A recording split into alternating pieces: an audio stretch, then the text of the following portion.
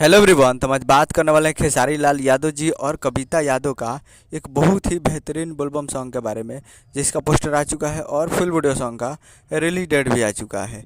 और इस गाने को लिखे हैं टुनटुन यादव जी और इसमें म्यूजिक दिए हैं आर्या शर्मा जी। और इस गाने को गाए हैं खेसारी लाल यादव जी और कविता यादव जी, जो कि आपको स्क्रीन पर दिखाई दे रहा है। जिस सॉन्ग का टाइटल रखा गया है चोरी हरिहर की, जिसका टाइटल है चोरी हरिहर की।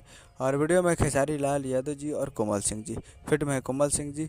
और ये फुल वीडियो सॉन्ग को रिलीज़ किया जा रहा है। Full video song release on 3 अगस्त 2024 को सुबह 6:30 AM पे ये फुल वीडियो सॉन्ग को रिलीज़ किया जा रहा है। यानी कल 3 अगस्त को सुबह 6:30 पे ये फुल वीडियो सॉन्ग को रिलीज़ किया जा रहा है। तो आप लोग तैयार रहिएगा। और ये बहुत ही बेहतरीन सॉन्ग है।